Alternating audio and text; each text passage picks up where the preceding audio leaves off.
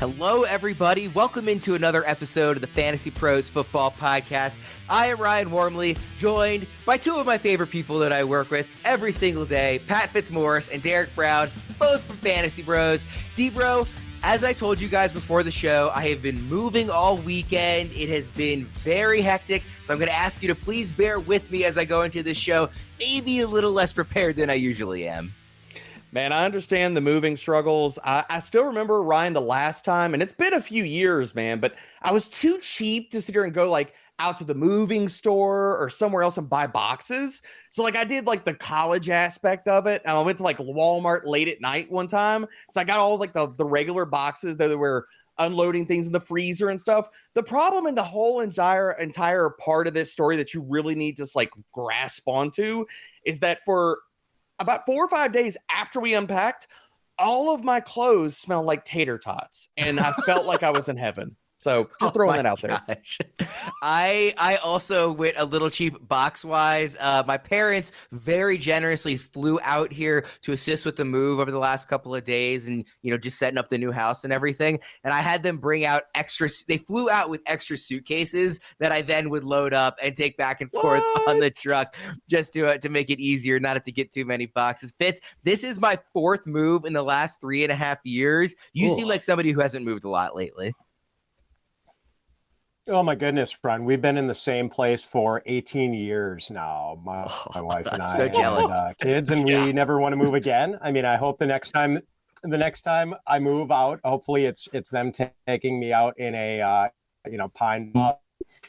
I hate moving. It's I'm glad to see you've got your setup going here, Ryan. I see your Baltimore Oriole mascot. You've got your University of Maryland Premier League scarf in the background.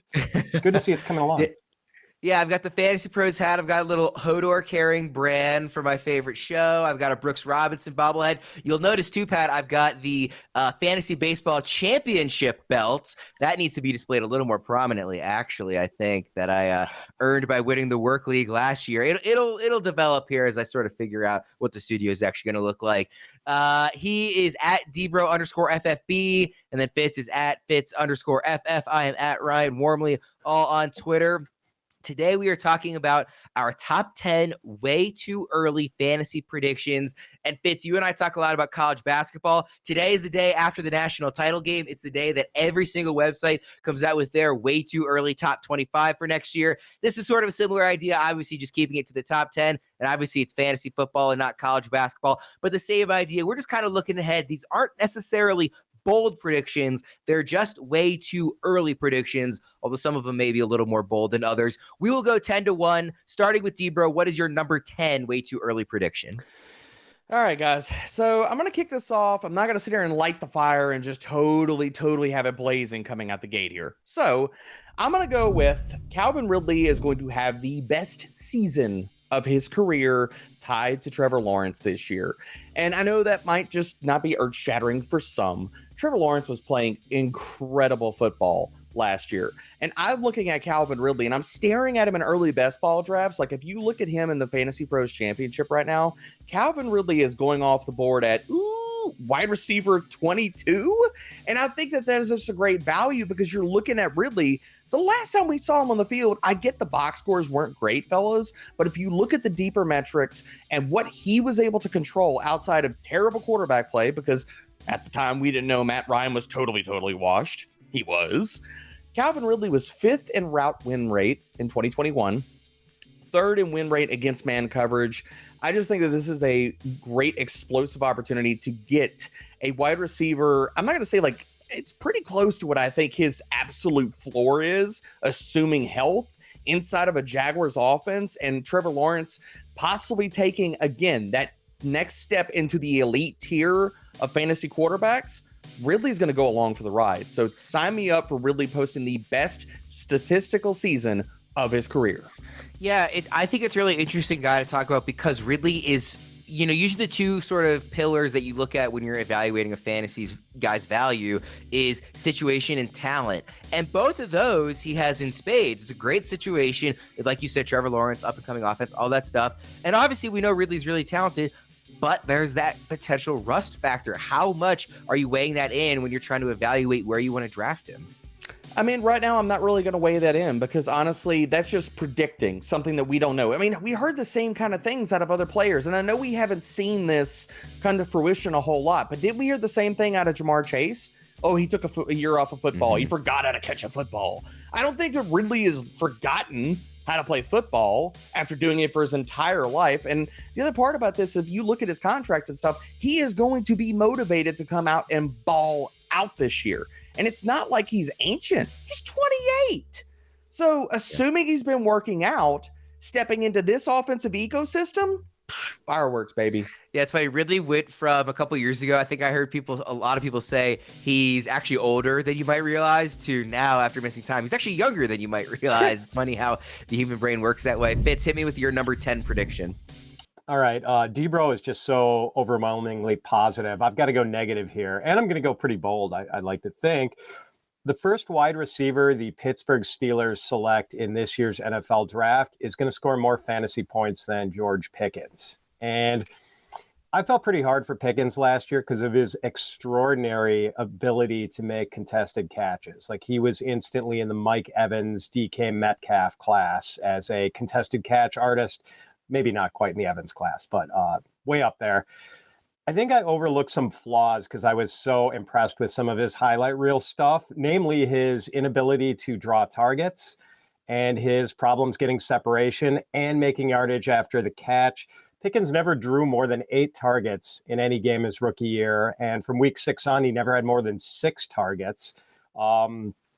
Pickens was near the bottom of the league in separation per route, according to Next Gen Stats, and also near the bottom of the rankings in yardage after the catch, just two yards after the catch per reception. So I don't know. Pickens turned 22 a month ago, so it's possible he gets better as a route runner and becomes more precise, picks up some nuance, starts getting more separation, or maybe this is just who he is. But meanwhile, the Steelers are going to draft a receiver. They've already had a couple guys in for pre-draft visits, Jonathan Mingo of Ole Miss and Charlie Jones of Purdue.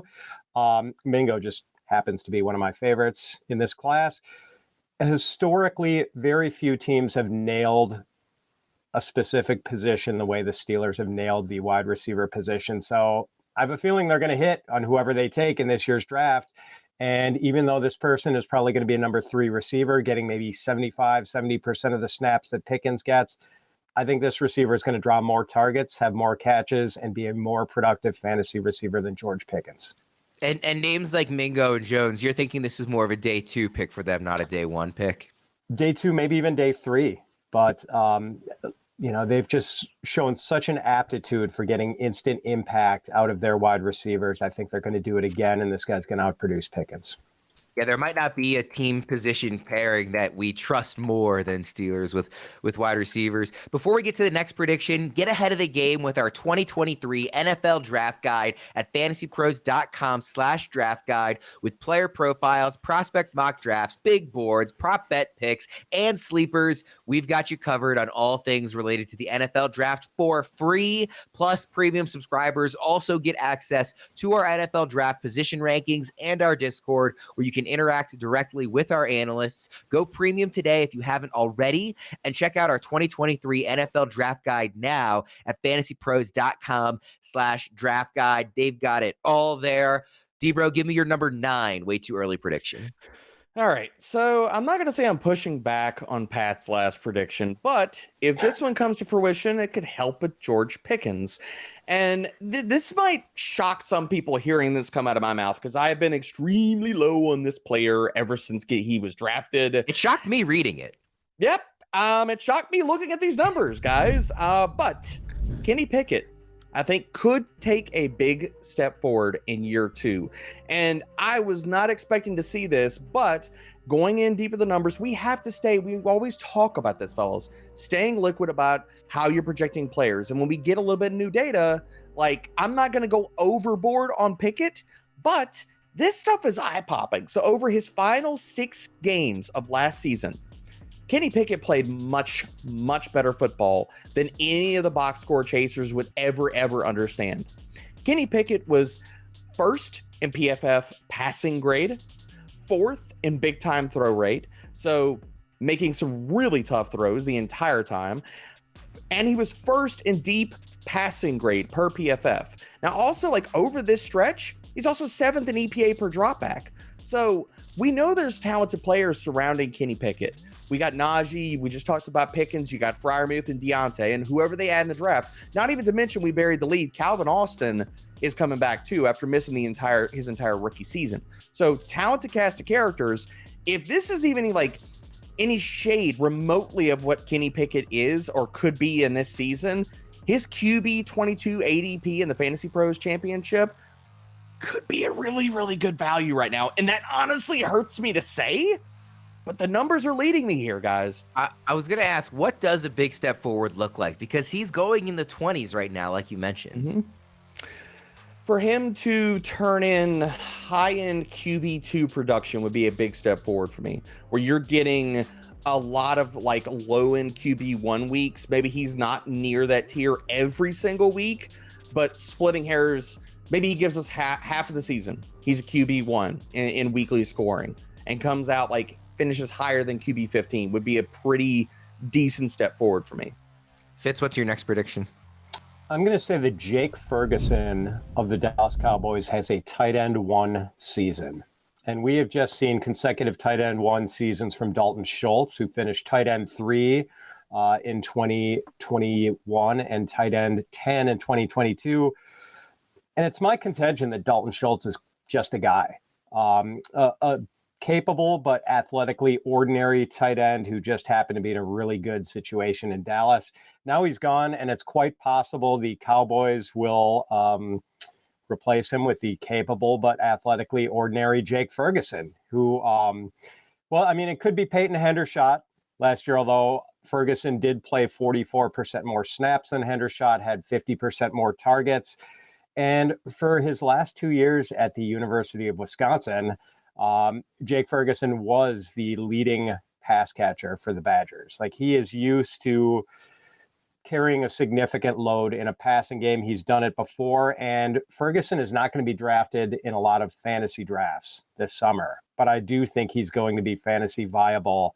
Possible that Cowboys surprise us and go with a tight end in round 1, and that messes things up a little bit, but if they don't, Ferguson is primed for a surprise season in fantasy.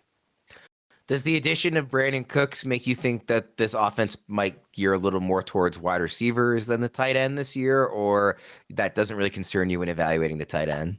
Yeah, I mean, it would have a small impact in the percentage of targets to Dallas tight ends, but I don't think an overwhelming thing. I think, Prescott has shown a proclivity to look to his tight ends, especially in the red zone. So I think whoever is in there is still going to be productive. DBro, give me your number 8. Way too early prediction.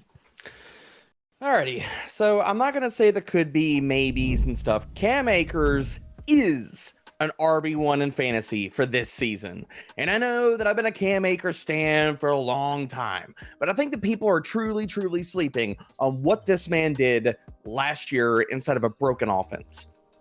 Down the stretch, Matthew Stafford's gone. Cooper Kupp's gone. Van Jefferson's banged up. We're talking about Baker Mayfield, Tutu Atwell, and a bunch of schmoes starting on offense outside of Tyler Higbee. Offensive line is banged up, and Cam Akers from weeks 13 through 18 inside of this broken system was the RB6 in fantasy points per game.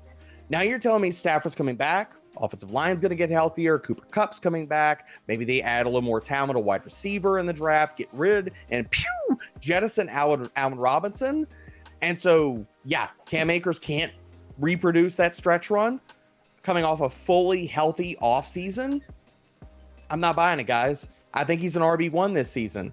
Over that stretch, he averaged 19.1 touches, 101 total yards. He was 11th in high-value touches amongst running backs. He got 100% of their goal line carries. So I think that he is firmly in play as a workhorse, and people are sleeping on him. And I'm going to be buying in, especially in best balls right now, at his early cost, because it's just easy pickings.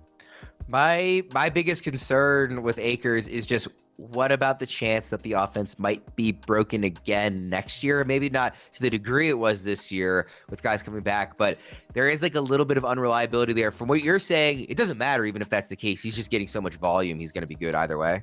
He's getting so much volume, and honestly, he was really, really good if you just look at efficiency metrics. Like, we're talking about a guy after week 10 that was 7th in PFF's elusive rating. Yeah. So you combine volume plus an improving situation.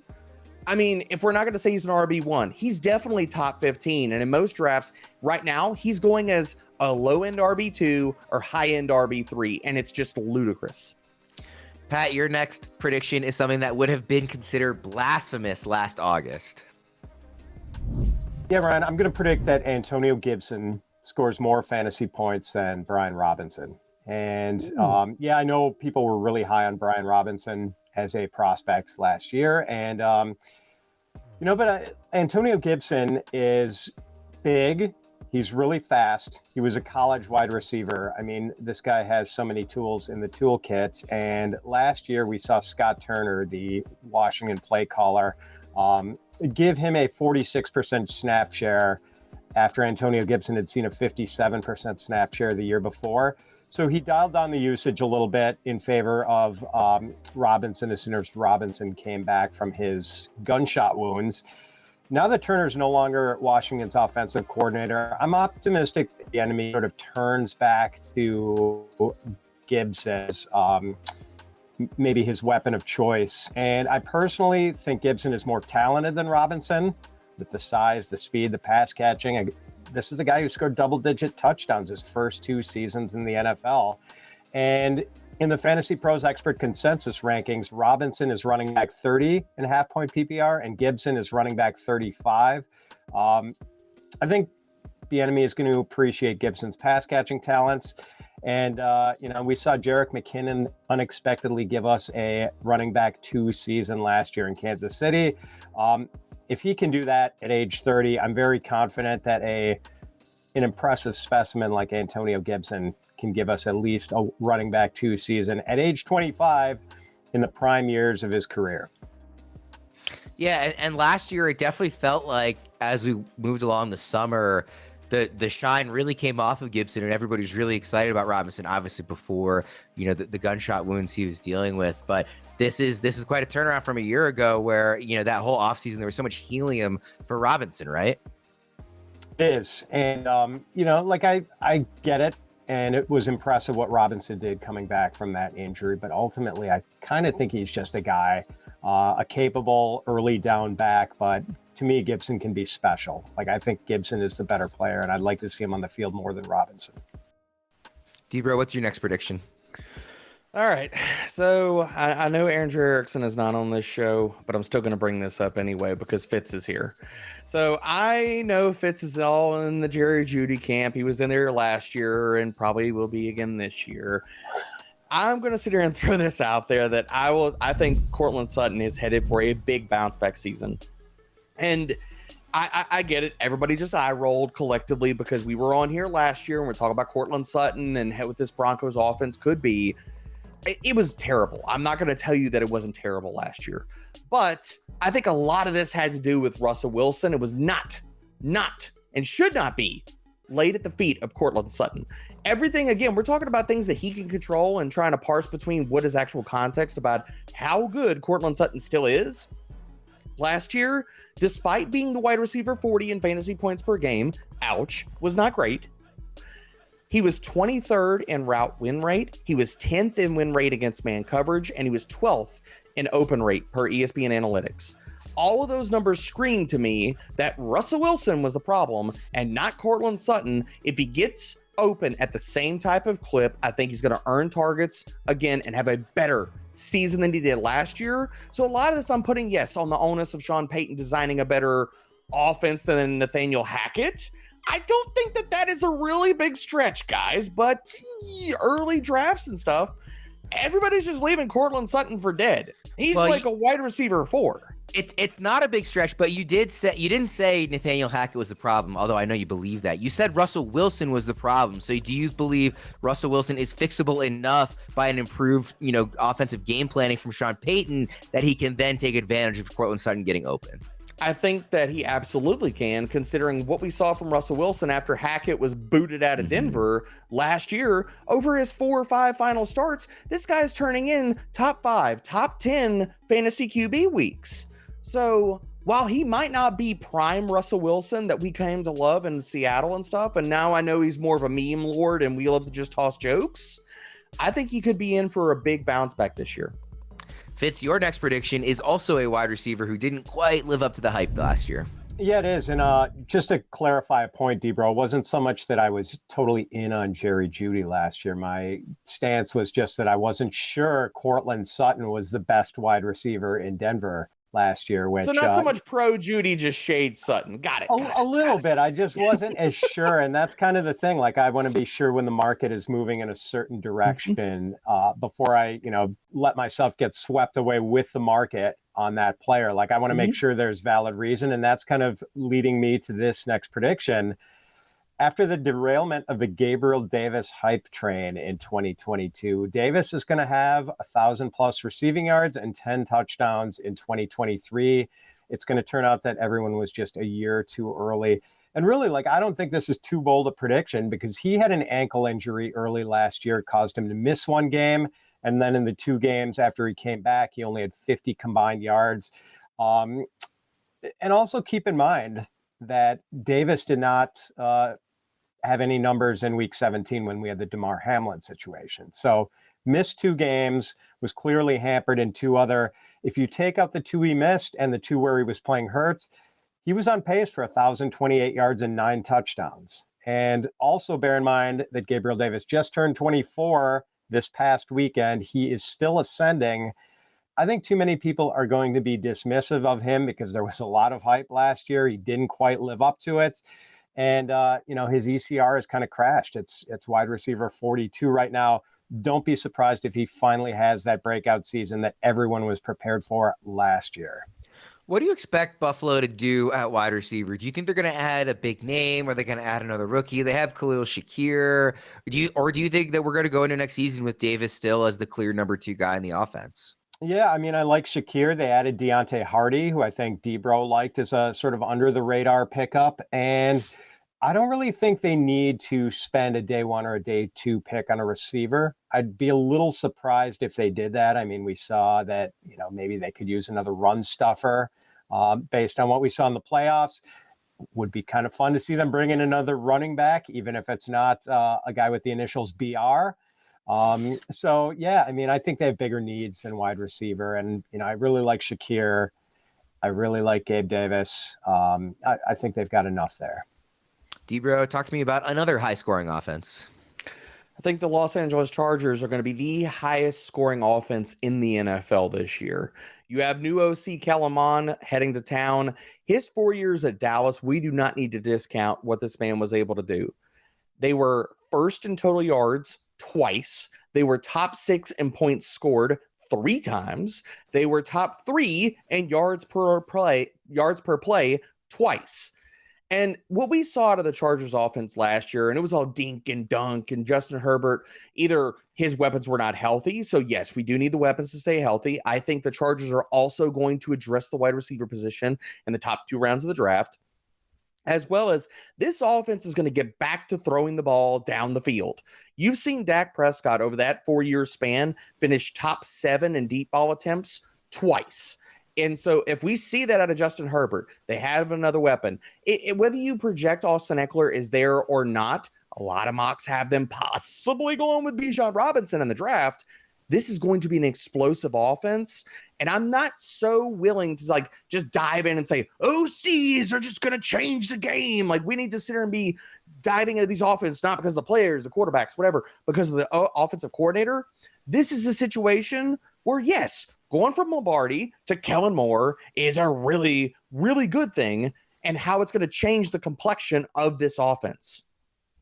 I'm glad you said Kellen Moore that time. I think you said Kellen Mond the first time, and I didn't. And I didn't think that the quarterback whose most recent Wikipedia entry was being claimed off waivers by the Browns a year ago was Mike was Zimmer the guy would never. My apologies. Mike Zimmer would never. Fitz, give me your next prediction. I'm going to say that Trey Lance will start at least 12 games for the 49ers this year and will finish inside QB1 range in fantasy points per game. What are we doing here, 49ers? Like, Trey Lance is still the same uniquely talented quarterback prospect whom you gave up a boatload of draft capital to acquire. I mean, he made 2 starts last year, one of which was in monsoon-like conditions in Chicago. And in the other one, he broke his ankle and was done for the season. So he has not had sufficient opportunity to show off that NFL caliber arm or that Konami code rushing potential. And yet the 49ers seem ready to make him the backup to Brock Purdy, the very last pick in the 2022 draft. And look, I realize draft capital is not always destiny, but giving credit where credit is due, Purdy played very well over an 8-game sample size last year, kept the 49ers on track to go deep into the playoffs. But come on, Kyle Shanahan. I mean, let's not make the mistake of regarding Brock Purdy as the second coming of Joe Montana. You want to poker hand with a pair of 5s. And don't assume that you can run that bluff again a second time. Shanny is a smart man. I think he comes to his senses, eventually makes Trey Lance the full-time starter, and Lance puts up quarterback 1 numbers in an offense that has more skill position than probably any other in the league. Yeah, Lance is somebody I'm like fascinated to see what his ADP ends up as the summer continues. Right now on FFPC, he's 20th in the regular contest. He's 24th in best ball. So I am like, to me, that's too low. So I agree with you there. Just because the upside is unreal. Even if you think that right now, if they're building out a depth chart today, that he wasn't QB1, it's just so easy to paint the narrative that he will get there. And when he does, we know any quarterback in a Kyle Shanahan offense is going to be really good. With his tools, like it seems almost impossible that he would fail. But he's a guy I could just see the ADP being all over the place kind of until we get to that August range. Do you have a sense, Pat, where you would rank him, like where you think you're going to ultimately end up ranking him just in terms of a straight quarterback listing? Boy, I don't, Ryan, because we are going to know more about what they are going to do with the quarterback situation early in the season. And I'm worried that they are going to go, like, if he's healthy, if he recovers from this UCL injury, which I've serious reservations about, because that, we know from, we're both baseball fans, Ryan, DBro too. Like, that's a serious injury, man. So if Purdy's healthy and ready to go, I mean, we're going to have to downgrade Lance because of the way they're talking about Purdy as being the incumbent. I'm not sure DBro is actually much of a baseball fan, considering he was once confused that I, an Orioles fan, hated the Yankees. He didn't get why. So maybe that's just my Yankees fandom, Ryan. We're not going to give him too much credit. If you're one of those people who skips through podcast ad reads, please trust me when I say you do not want to miss out on what I'm about to say. Let's take a moment to talk about our FFPC championship. Join FFPC's Fantasy Pros Championship for a chance to win $6 million in total prizes, including a $1 million grand prize. Free Fantasy Pros and Betting Pros subscriptions are up for grabs as well. Sign up now at fantasypros.com/championship and use promo code FANTASYPROS to save $25 on your entry. Enter before June 1st and draft before June 15th to score an extra $35 early bird credit. In each 12-team league, you'll navigate a 12-week regular season with weekly waivers and lineup decisions, but no trades. The top 2 seeds and each league's playoff champ will advance to the championship round and compete for the $1 million prize. That's during weeks 15 to 17. Don't miss out. Visit fantasypros.com/championship and use promo code FANTASYPROS for $25 off your entry. Happy drafting. Guys, $1 million, okay? I'm not saying that you're going to win like a free premium subscription, which you could, and that's great and awesome and valuable, but $1 million. Definitely don't miss out on that opportunity. Let's get to our top 5 predictions here. DBro, give me your number 5. All right. So for the number 5 realm, I am going to go back to Cleveland. Deshaun Watson. I think he can be a top 3 guy as far as touchdown passes this year. Finish inside the top 3 because, and I know he played terrible last year, and I'm not trying to be bold with this. But what we've seen out of Deshaun Watson over his career, I mean, first of all, this guy from 2017 to 2020 was 7th in passing touchdown rate. So we know that the high-end passing touchdown rates are in his range of outcomes. But also, whenever he was under center in Cleveland, they were 2nd in red zone passing rate. So if they're going to be throwing more, which we're getting a lot of like little buzz and rumors coming out of Cleveland that they're going to pass more, and they've added Elijah Moore. DPJ had a breakout season last year. If all these things kind of come to fruition, as well as over his final 3 starts, they were 13th in neutral script pace. If the pace and the passing rates, especially when they're inside the 20, coalesce, Deshaun Watson's going to finish top 3 in passing touchdowns this year. First of all, I couldn't help but laugh when you said you're not trying to be bold, just given how terrible he was last year to have a prediction. It's 1 year out of an entire career of him being top shelf. I might not like the human, but he's really good at football. I know we already talked about the rust, though, with Calvin Ridley, but I mean, I think like it's not just 1 year that he hasn't been producing. It's been several at this point since he last produced at a high level. But also, I don't know if anybody can hear it since I am in a new house. So this is the first show doing it, but there is a dog barking outside. So hopefully my neighbors are able to corral him in. Fitz, give me your number 5 prediction. Ryan, I'm going to say there are 5 rookies among the top 20 fantasy scorers at running back this season. And guys, the great thing about this one is I don't even have to name the rookie running backs who are going to be top 20. And I'm assuming that Bijan Robinson is going to be one of them. That leaves 4 guys to go into the top 20. And while I can't name names here, look, we see running backs come out of the fog every year to become surprisingly viable fantasy contributors who command our fab dollars on waiver night. And a lot of those times, these guys are rookies. Hello, Tyler Algier, who became an impactful guy down the stretch and helped people win championships last year. So this rookie running back class has 15 to 20 credible prospects.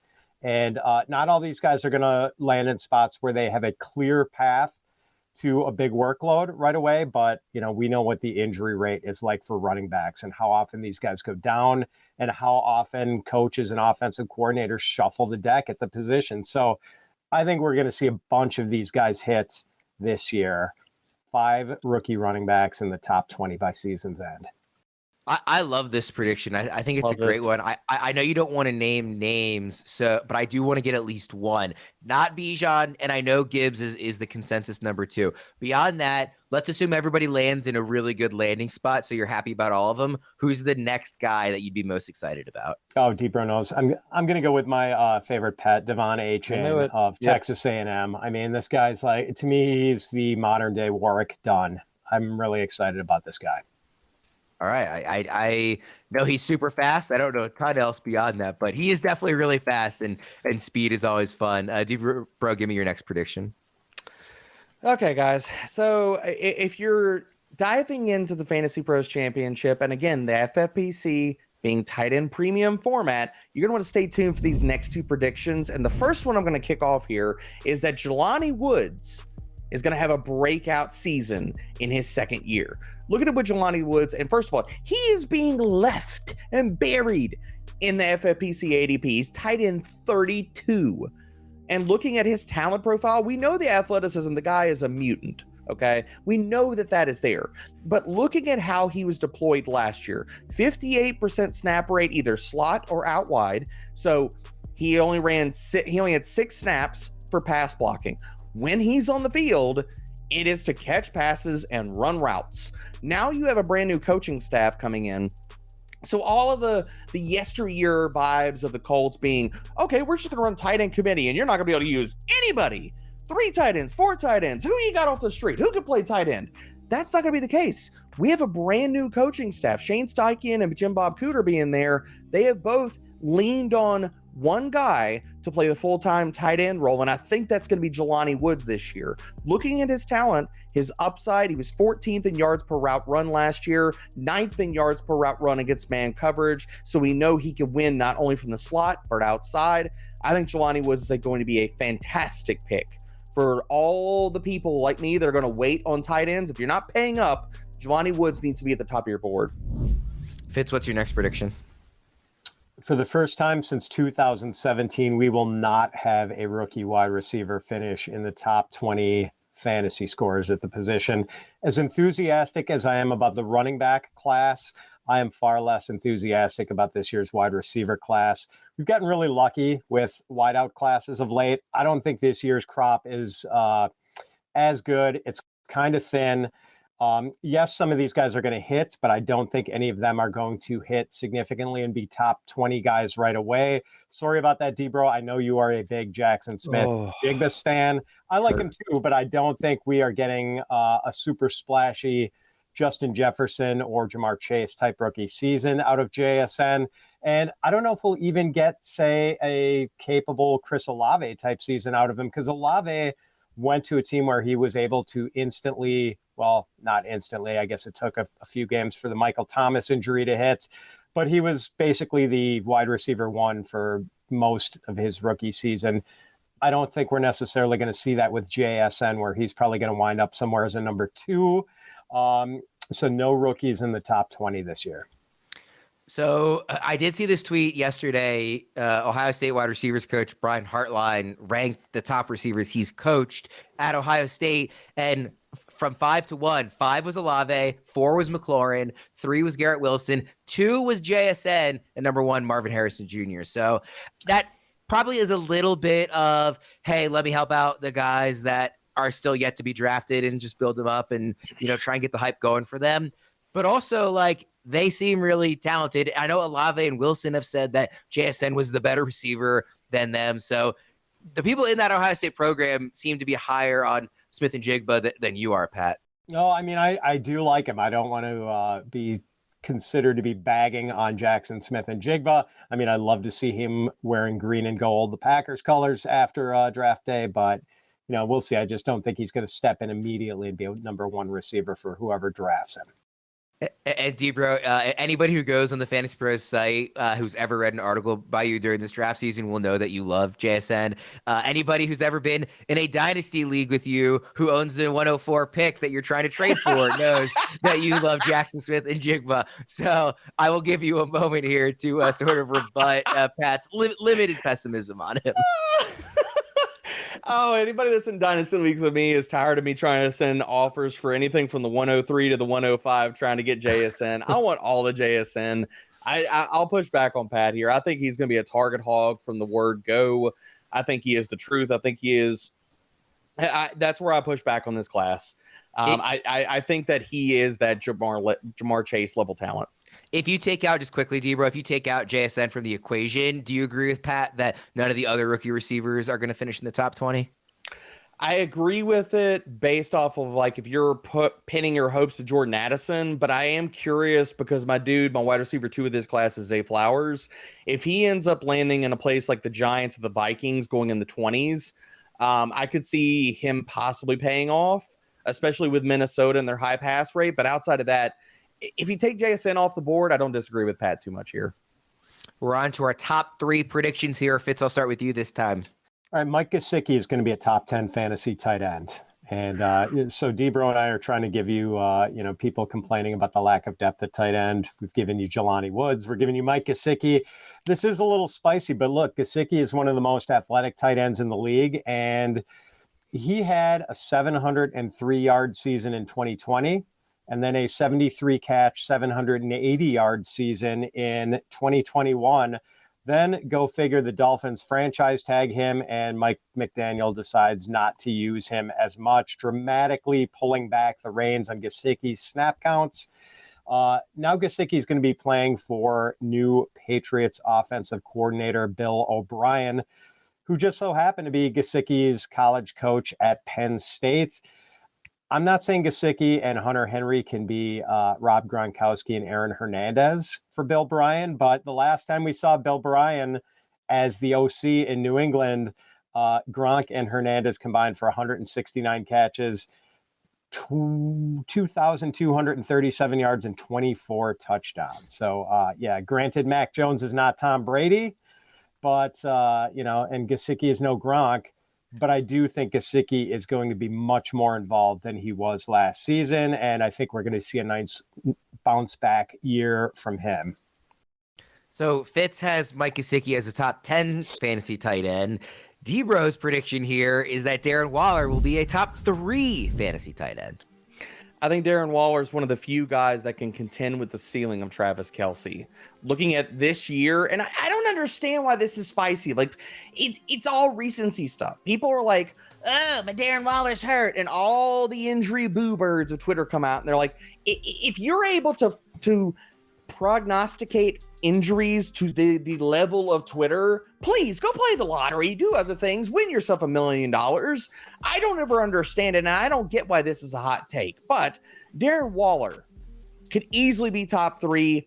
He is my tight end 2 for this year. I love him because the last time we saw Darren Waller surrounded by a bunch of beta wide receivers, what did he do, people? He was first in targets, first in target share, second in targets per route run. He finished as the tight end 2 in fantasy points per game with 145 freaking targets.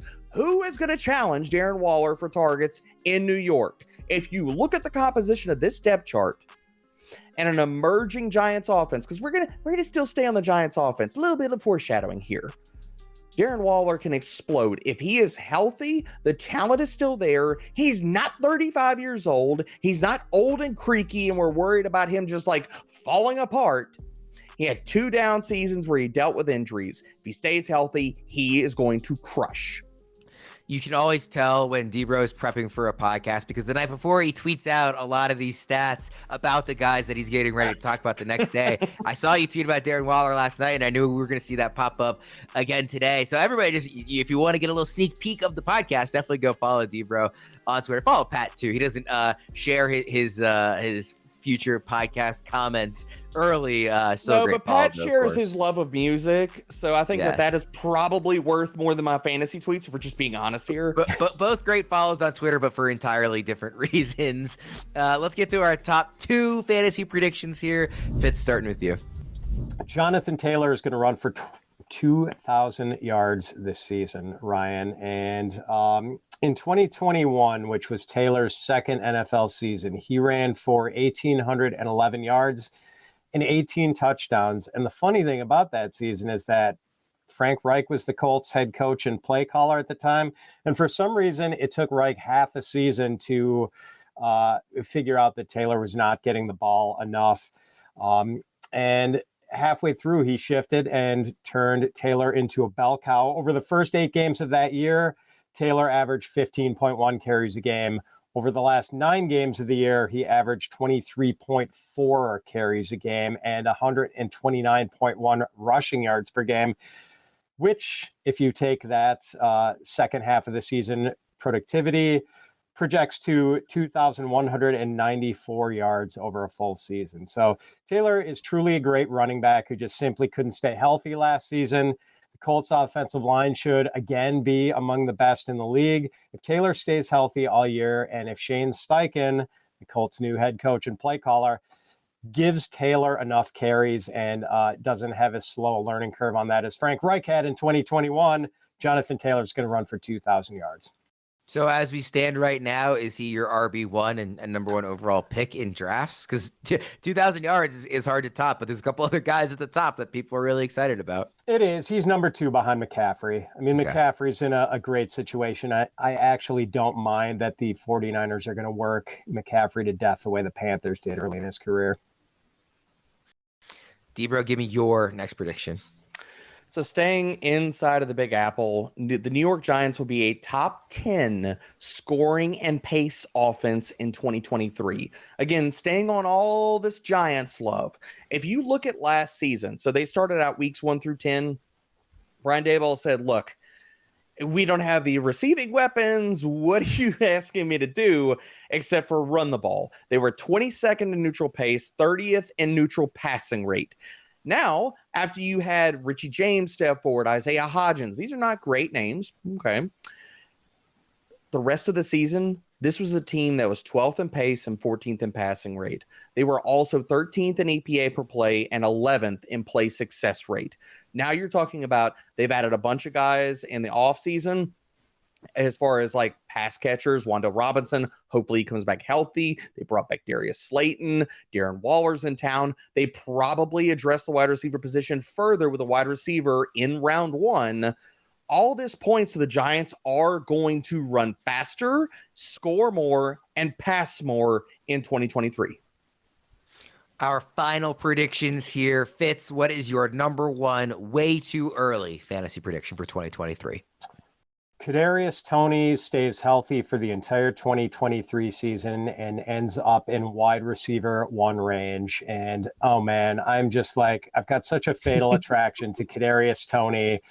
I know the guy is held together with paper mache and probably is not going to stay healthy, but my goodness, if he does, Kadarius Toney in his 2 years has played 445 regular season snaps, and he's been targeted 77 times. He has been targeted on 17.3% of his snaps. George Pickens didn't even have a 17% target share last year. Pickens saw 15.3% of the Steelers team targets.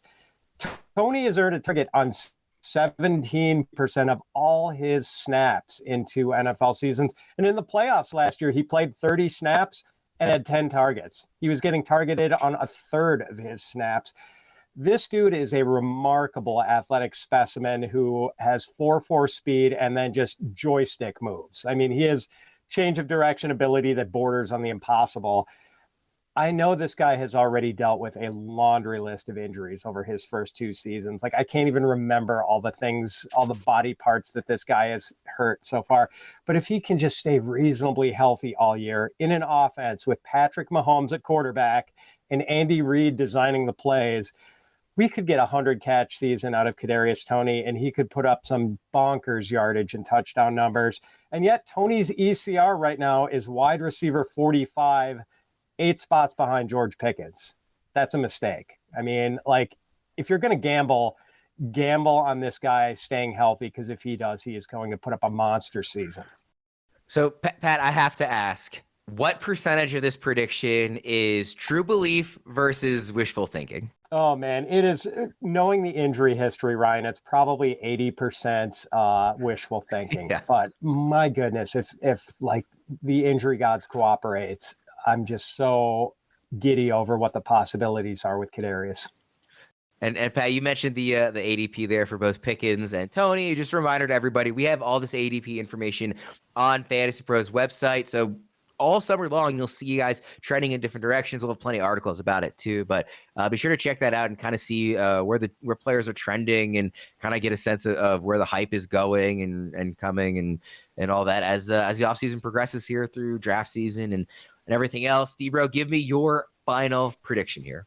Okay, so I know that you're going to have to pay up in drafts. I know that he is not going low or anything of that nature. But I'm willing to sit here and I'm going to be heavily exposed to this wide receiver in best ball, redraft, all the formats. Amon-Ra St. Brown is the dark horse wide receiver 1 overall in 2023. Yes, I said it. Better than Jamar Chase, better than Justin Jefferson. That is in his range of outcomes. If you look at what Amon-Ra St. Brown did last year, we know that the volume is perfectly there. I mean, we're talking about a guy that was 8th in raw targets, 11th in target share, 3rd in targets per route run last year. So the volume narrative, no TJ Hawkinson this year. It's going to be him and Jameson Williams. If DeAndre Swift is marginalized a little bit, you could see the target share possibly even creeping up a little bit closer to that 30% range. But what is going to push Amon-Ra over here is the fact that the touchdowns are coming, people. Weeks 1 through 9, he was 32nd in red zone targets amongst wide receivers. Not great, right?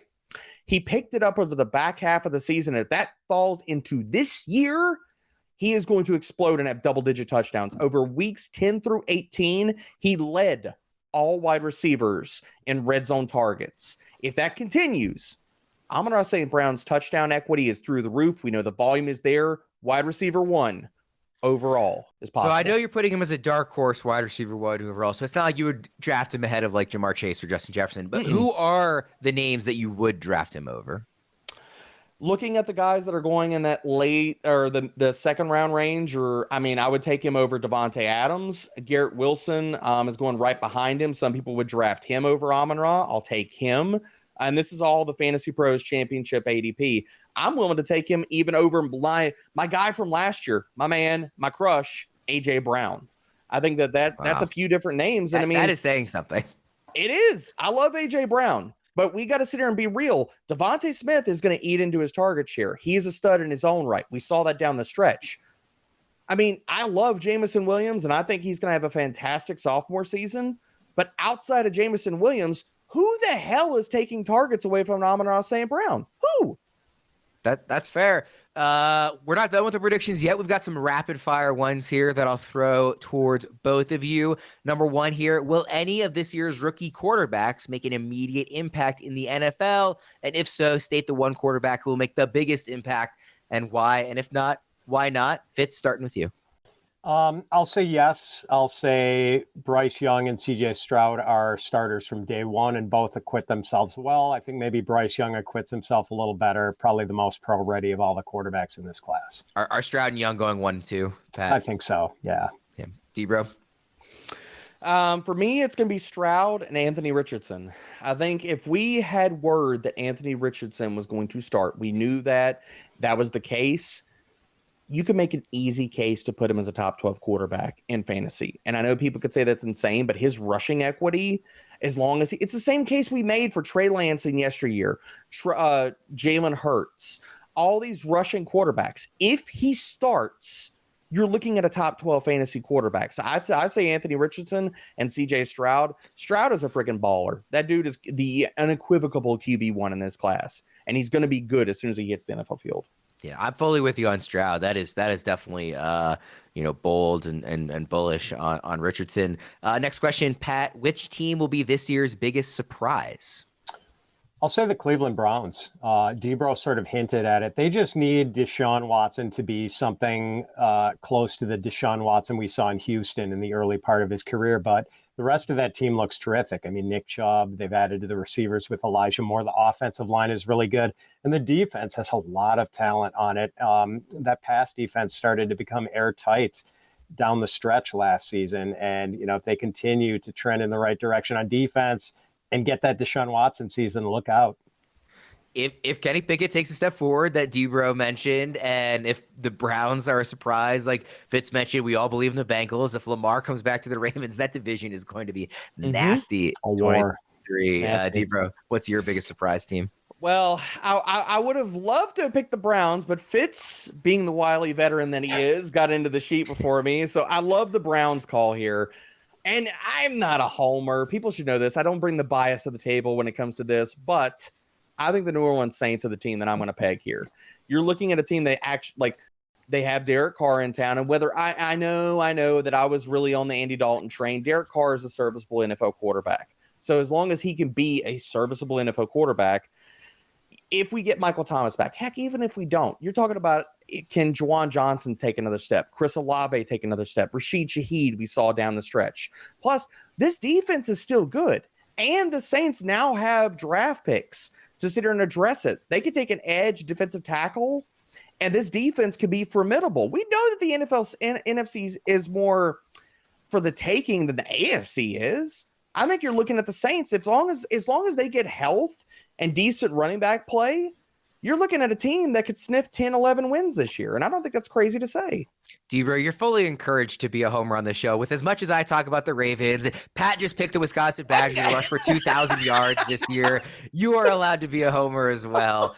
Rapid fire prediction number 3. The 2022 season had the fewest passing touchdowns since 2008 and the lowest quarterback rating since 2014. Will passing production bounce back in 2023, Fitz? No, I think defenses are going to keep the upper hand on the passing game.